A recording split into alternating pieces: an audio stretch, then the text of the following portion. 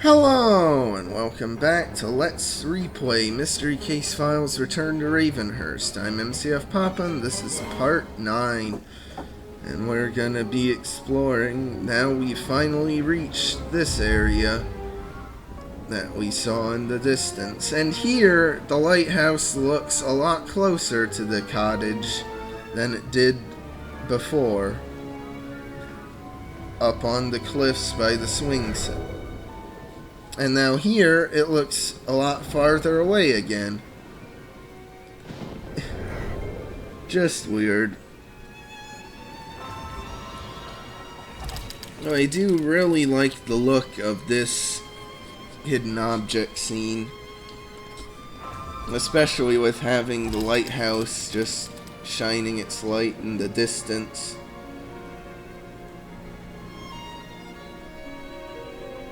Only thing that could really make this look even nicer is if the clouds were moving. And that's something weird with this, is that Madame Fate had tons of locations where the sky scrolled like clouds were blowing through. But this game, that really isn't the case at all. Like, see, even like these scenes, like the sky is just static, though there is like waves like shooting up. So maybe they just couldn't handle doing that many animations on the same screen, or just thought it had enough effects or something.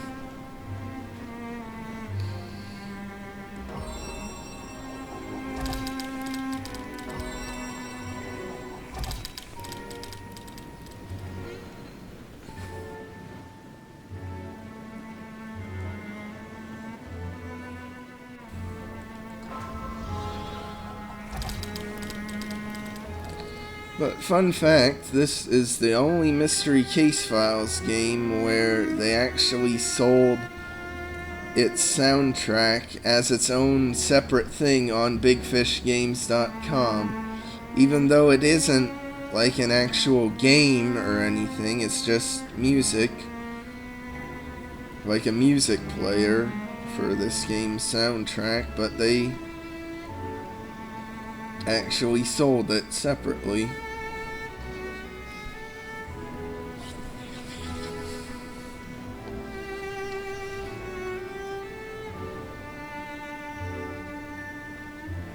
Now, if this game was made a few years later, they would have just bundled the soundtrack in with the collector's edition, because this game would have had a collector's edition.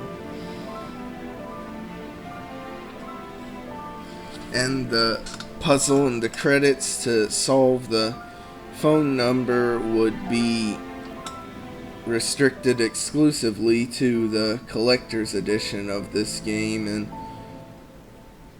you wouldn't be able to do it if you were just a peasant who only bought the standard edition.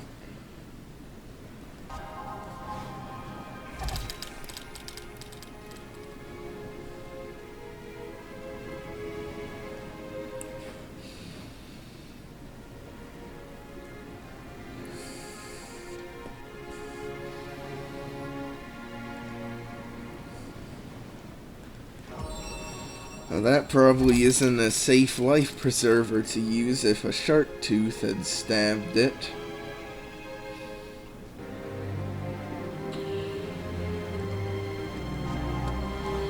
Okay. Now here, they actually have me finding an ice pick specifically, and don't just refer to it as a pick like they did in the scene under the bed in Roseville.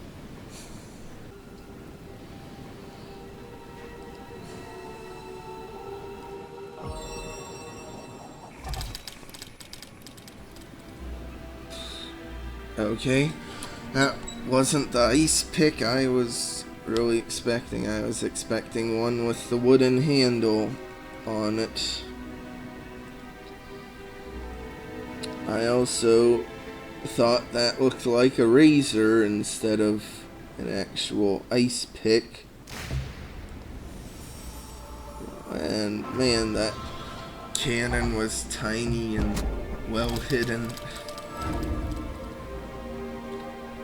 Trespassers will be sorry. The cable car deposited me at the beach far below Ravenhearst Manor. There's a steep staircase chiseled into the face of the cliff wall that appears to lead toward the small cottage I originally discovered when I first arrived. The remains of a shipwreck are being tossed about by the stormy waters, and the crashing of waves is deafening. I'm nearly soaked to the bone, and the no trespassing signs are not exactly calming my already frayed nerves. A closer look at the stairs reveals a series of carvings encrusted with barnacles, probably just decoration. Yet again, the master detective being an idiot instead of properly investigating stuff. Because this carving is actually the solution to the puzzle here. And now, this is a randomized puzzle, but from my experience, it seems like this solution with the right-facing crows and the up-facing crows is far more common than any other.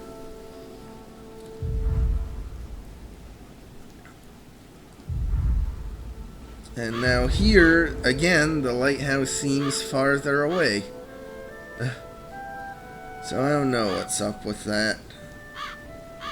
But anyway, let's just go in the cottage.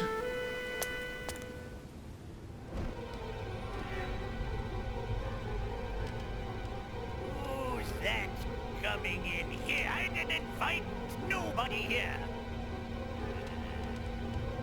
You're that stinker. You drove my daddy nuts. He's still alive. Aren't you happy about that? Yes. And I know what to do with people like you. No matter. He'll return shortly. Yeah, I think my theory's correct about them using a lot of ghostly effects to mask and hide the fact that, like, their green screen effects aren't that good. Because, like, Victor's just has not aged that well. You can see, like, a greenish tint on him and seems kind of pixelated. Difficult to write. I'm out of breath. Investigation may, unfortunately, be permanently compromised. I've been apprehended by Charles's son, Victor. My plan to sneak inside the cottage was thwarted when he caught me off guard. After being bound and blindfolded, he has locked me upstairs in the attic of Ravenhearst. He seemed to think Charles would return shortly. I don't know where I am, but I've certainly got to get out of here as quickly as possible. If they catch me, I'm done for. And now, this is the attic of Ravenhearst, but again, it looks nothing like the attic location you visited in the first game. Where's the creepy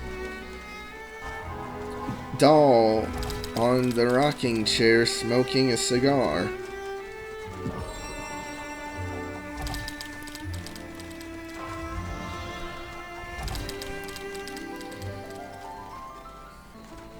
Oh well, I shouldn't be complaining, because finally, after exploring so much of the underground, like, system, like caves and stuff carved out down there, we finally are actually back in Ravenhearst Mansion proper.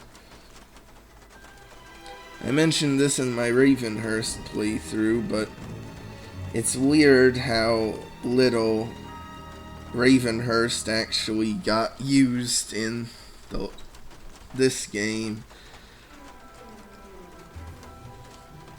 Oh, that isn't a dead fly? I guess that's an ant or something. That's a dead fly. I don't know how you could tell it was actually dead, but that's what the game says, so I'll take their word for it.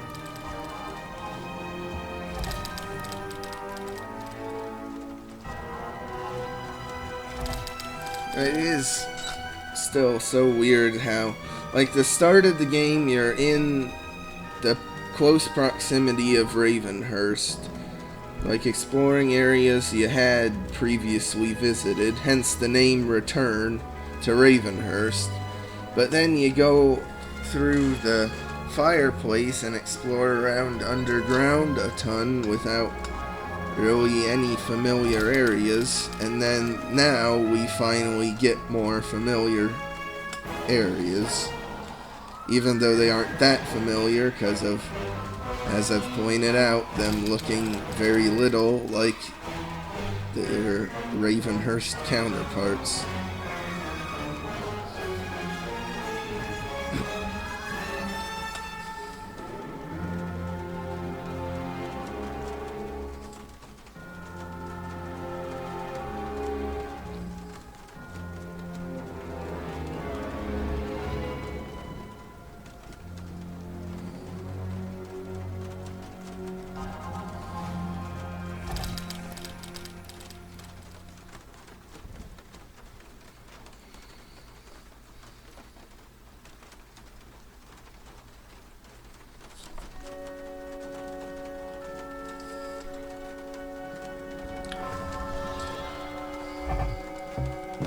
Apparently, though, the actual, like, roof has started to fall apart in the mansion.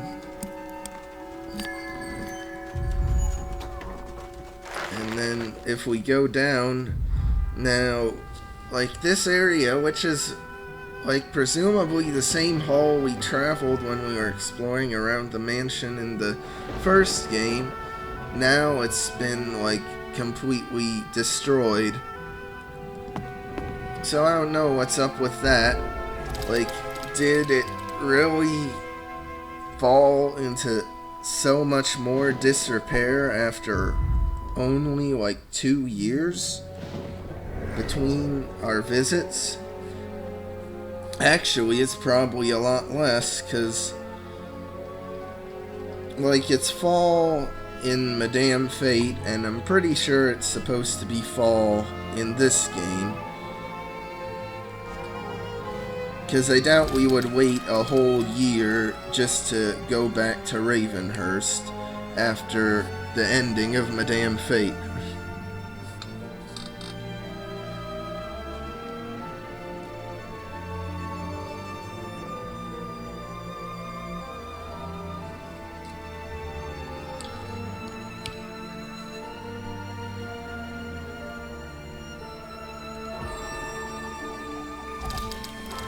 Oh, and I'm sorry, I'm wrong.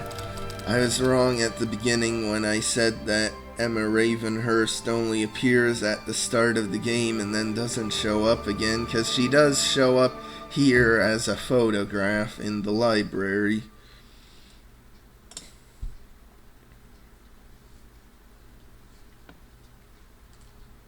Which, as expected, doesn't look anything like the library from that we've saw in Ravenhearst. Like, where's the big couch that was there?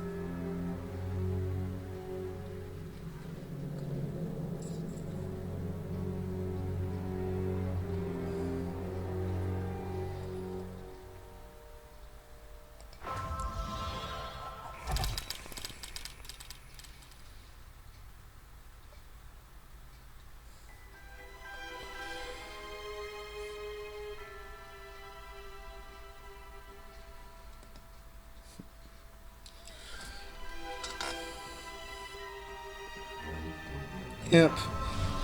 I figured it was the same exact snail image to find that they used so much throughout this series.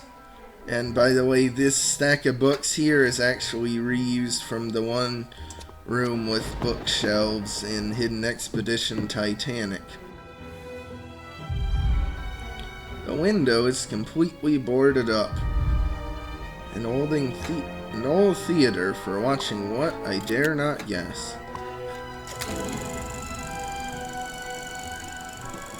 So now with this, you see good old Victor reading a book. Again though, having it be black and white, it masks the greenish tint that the green screen effects would have if it wasn't in black and white. And of course this theater looks nothing like the theater we saw before. I'm sounding like a broken record, aren't I?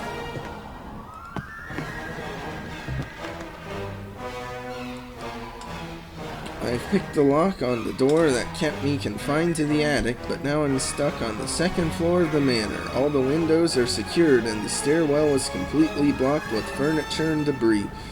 I discovered an old film reel and just out of curiosity thought I would check it for clues. No luck, unfortunately. It's just some grainy home movie of that creepy old Victor sitting around reading a book. I can't tell for sure, but I think the title mentions something about time traversal. Speaking of time, how is this guy still around? He's got to be well over 110 years old. There's little time. I must find some means of escape. And even if Victor isn't like 110 years old, he still looks to be like in his 60s at least. And so what does that say about the master detective if they were able to be overpowered by like a 60-plus-year-old man?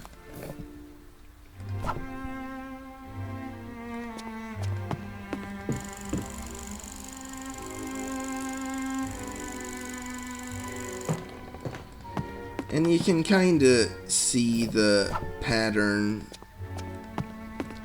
in the background, but it does help when he actually gives up and moves out of the way.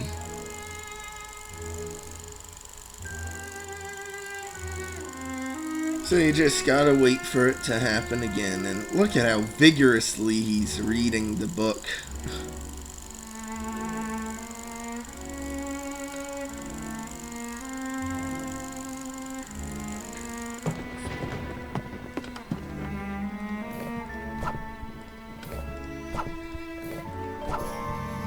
And I didn't even straighten up the top shelf, but I still managed to solve it on accident. So now there's another Shining reference. So the twins must be like trying to reference The Shining. And hey, freedom! An axe I found behind a bookcase made short work of the boarded up window in the theater room. Ah, the irony. I broke a window to get into this mess, and now I'm smashing my way out. I've got to make my way back to Victor's cottage to see if I can get to the bottom of what Charles is up to before I'm discovered missing. I fear there is little time before his return. The day's light is fading and the storm is growing worse.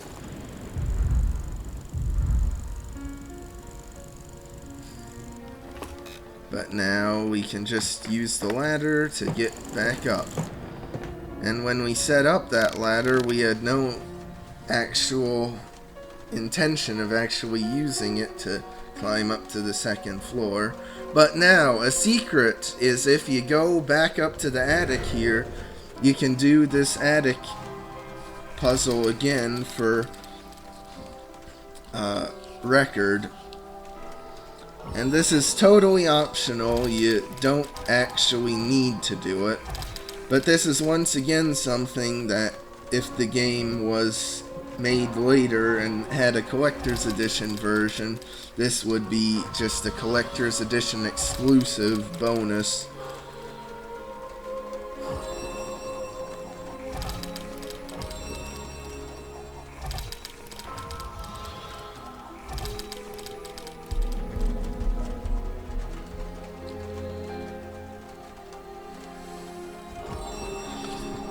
Okay, now, what is a rug beater?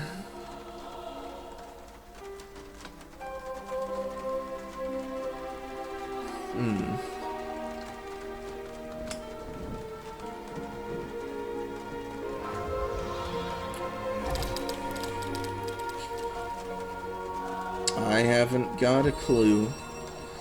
So, I'm just gonna get a hint rather than try and click randomly for a long time. And now this record is actually what the phonograph here is used for, because you can put it on and then listen to this.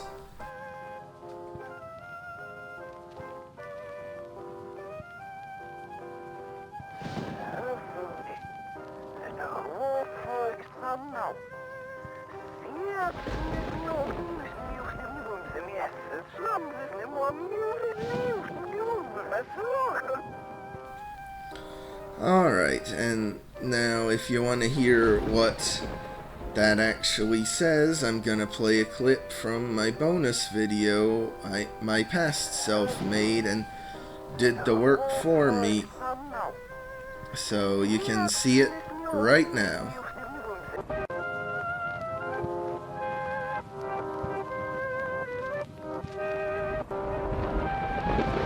The concept of moving between differing moments is much the same as moving between 2 points in space. One must go forward in reverse.